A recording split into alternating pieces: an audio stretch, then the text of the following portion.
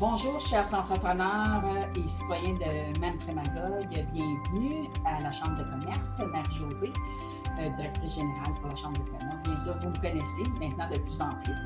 Alors, aujourd'hui, vendredi, capsule informative en ressources humaines avec Dominique Gauvin, présidente et consultante RH pour DG Mission RH.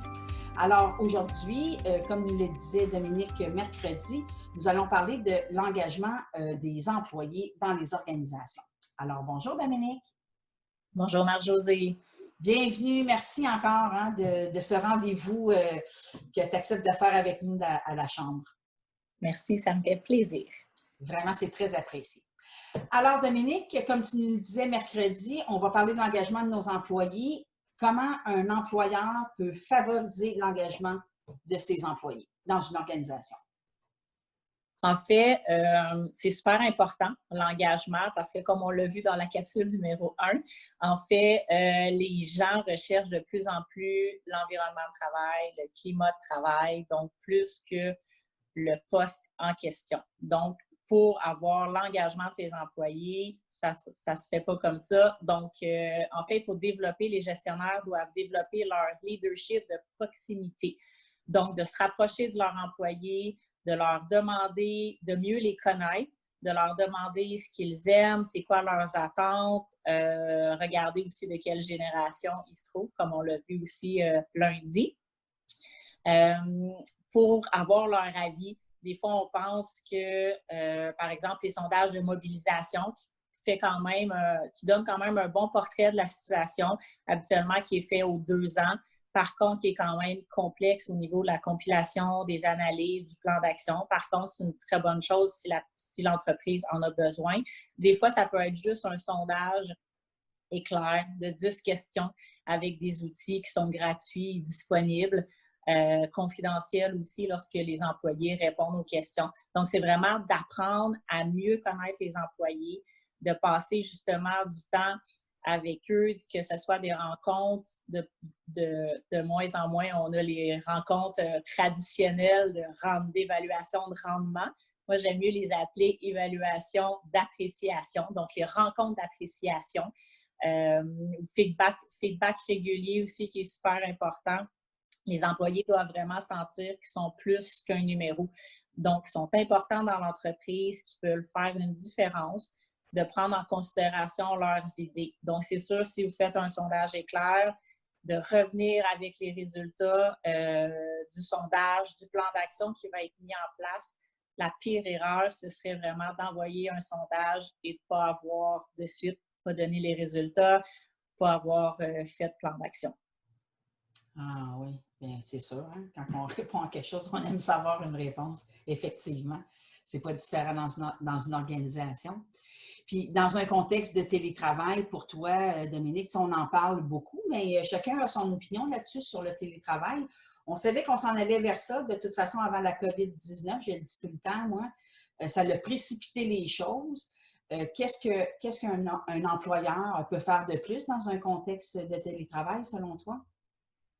En fait, c'est important de garder une communication avec eux. Des fois, quand on n'a pas de nouvelles, il n'y a pas de changement, il y a des employés qui ont été mis à pied temporairement, il y a des employés qui ont été mis à pied de façon permanente. Les gens sont en télétravail, se sentent plus éloignés. Donc, c'est plus dur justement de garder la synergie d'équipe, donc de faire des rencontres régulières. On sait aussi qu'en période de télétravail, l'isolement peut être plus difficile pour certaines personnes pour différentes raisons. Des parents plus âgés qu'on doit s'occuper, que ce soit des enfants à la maison, pas d'air climatisé en période de canicule. Donc, ça peut être plus difficile. Donc, c'est important de prendre de leurs nouvelles, de savoir comment ils vont, est-ce que le télétravail, pour ceux qui en font, est-ce que ça se passe bien? Est-ce qu'ils sont équipés convenablement à la maison? Qu'est-ce qu'on peut faire pour mieux les supporter? C'est de continuer aussi de voir qu'est-ce qu'on peut faire pour leur développement de carrière. Donc, ou qu'ils se voient plus tard. C'est pas parce qu'on est en télétravail que tout ça doit être mis de côté. C'est un petit peu plus dur, mais on doit continuer quand même à garder la communication, à faire évoluer nos employés aussi, même dans ce contexte-là. Et pourquoi pas organiser justement des pauses café. On sait qu'habituellement, la période du matin, les gens aiment bien se rassembler autour de la machine à café pour prendre des nouvelles, comment a été la fin de semaine, la soirée d'hier. Donc, pourquoi pas des pauses café autour d'une machine virtuelle, une machine à café virtuelle ou des 5 à 7 virtuels aussi. C'est sûr, quand on est plusieurs employés, c'est un petit peu plus dur. Pourquoi pas aussi faire livrer une bière ou un cocktail justement pour se préparer aux 5 à 7 virtuels. Donc, l'important, c'est vraiment de garder un contact avec eux pour que justement les employés se sentent engagés. Et c'est sûr que le taux de roulement est moindre à ce moment-là quand les employés sont plus engagés, les employés sont plus heureux et une entreprise n'existerait pas sans les employés. Oui, c'est vrai. Puis merci, Dominique, d'avoir apporté le côté de l'hiérarchie dans l'organisation. Tu sais, on est en train de l'oublier là, avec le télétravail, mais c'est vrai qu'il y a des employés qui, dans l'entreprise pour laquelle ils travaillent, il y avait des visions avant la COVID-19, je ne sais pas, d'atteindre telle échelle ou d'aller chercher un autre poste dans l'organisation. Mais ce n'est pas parce qu'on est en télétravail que ça n'existe plus. C'est ça que tu es en train de nous dire. Fait que je trouve ça...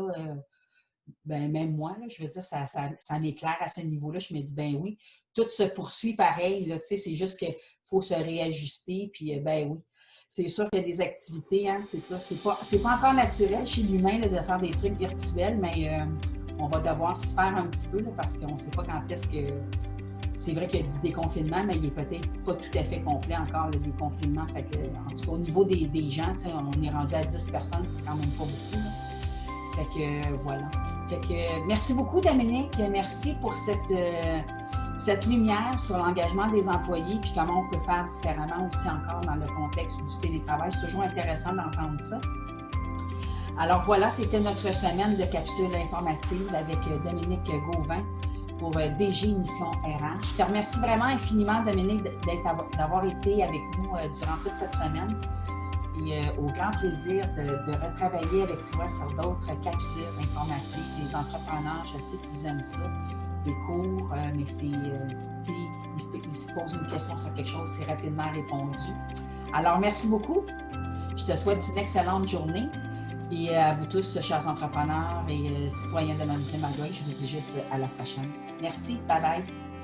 Bye, Dominique. Merci.